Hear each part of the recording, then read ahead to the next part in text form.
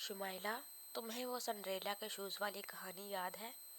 अनाइज़ा ने मोबाइल बंद करके तकिए के एक तरफ रखा और फिर घुटने के बल लेटी शुमाइला को देखते हुए पूछने लगी, ये इतनी रात को वो कहानी कहाँ से याद आ गई?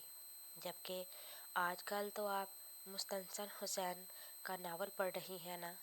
शुमाइला उसकी जानिब चेहरा किए लेटी बड़ी हैरानी से बोली थी, क्योंकि आज मैं जिससे मिलने अस्पताल गई थी उसे अपनी सिंड्रेला की तलाश है। अनाइज़ा के इस जवाब पर शुमाइला ने बड़ी दिलचस्पी और हैरानी से उसे घूरा। ये तो मुझे पता था कि कुछ चल रहा है, मगर बात यहाँ तक पहुँच गई उसका अंदाज़ा नहीं था मुझे। बेवकूफ़, तुम गलत समझ रही हो। तुम्हें याद है जब अब्बा अस्पताल में दाखिल थे तब एक बच्ची मिशाल हमें वहाँ काउंटर पे मिली थी। उसके पापा उसे वहाँ अकेला छोड़कर डॉक्टर के पास चले गए थे। तब उससे हमारा सरसरी तारुफ हुआ था। मैं उससे मिलने अस्पताल गई थी आज। फिर उससे आगे उसने तमाम तफसील अपनी बहन को सुना डाली, जिसे सुनने के बाद शुमाइला मिशाल का अफसोस करने लगी और अपनी बहन के नए ख्यालात को सराहते हुए उसने उसे ख़बरदार भी किया था, देख लो आपी, ख्यालात तो तुम्हारे बड़े नेक हैं, मगर कभी नेकी उल्टी भी पड़ जाती है और कीमत अदा करना पड़ती है। अरे डराओ तो नहीं, मैं डरा तो नहीं रही, हकीकत बता रही हूँ। शुमाइला तमाम बात किसी कहानी की तरह सुनने के बाद आंखें मूंद कर सोने की कोशिश करने लगी और अनाइज़ा की ये सोचते हुए आंख लग गई कि वो मिशाल की मदद किस तरह कर सकती है। दूसरी तरफ शुमाइला की बात ने उसे थोड़ा डरा भी दिया था। अगले दिन अनाइज़ा ने ऑफिस में किंजा से खुद ही ये मौजू छेड़ लिया था। किंजा, ये बसाम हैदर तुम्हारा फर्स्ट कज़न है? नहीं, मामा की तरफ से दूर की रिश्तेदारी है, लेकिन पापा के साथ उसके वालिद के अच्छे ताल्लुकात थे। इस तरह फैमिली फ्रेंडशिप हुई। तो फिर उस दिन तुम मुझे और राबिया को ज़बरदस्ती बसाम के घर बर्थडे पार्टी पर क्यों ले गई थी? राबिया भी उनके साथ ऑफिस कोलीग थी। उसे 2 हफ्ते पहले की बात पर कुछ शुबा हुआ, क्योंकि बसाम की हरकतें अब नाकाबिले बर्दाश्त होती जा रही थीं। रोज़ रोज़ उसके घर यूं गुलाब के गुलदस्ते भिजवाना, अगर अम्मी अब्बा को मालूम हो जाए तो उसकी क्या इज्जत रह जाएगी। वो तो मैंने राबिया को बसाम से मिलवाने के लिए बर्थडे गिफ्ट बसाम को देने का बहाना बनाया था।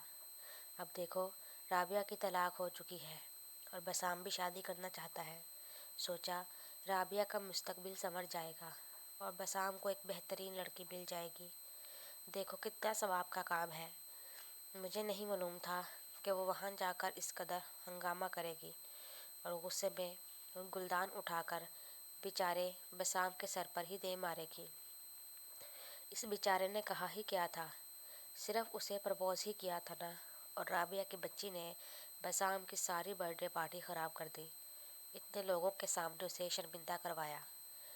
किंजा ने मुंह में दबाया बाल पॉइंट निकालने के बाद बड़ी तफसीली अंदाज में तमाम बात उसके गोश गुजार की तो अनाइज़ा एक बार फिर बफर उठी। बिल्कुल ठीक किया राबिया ने।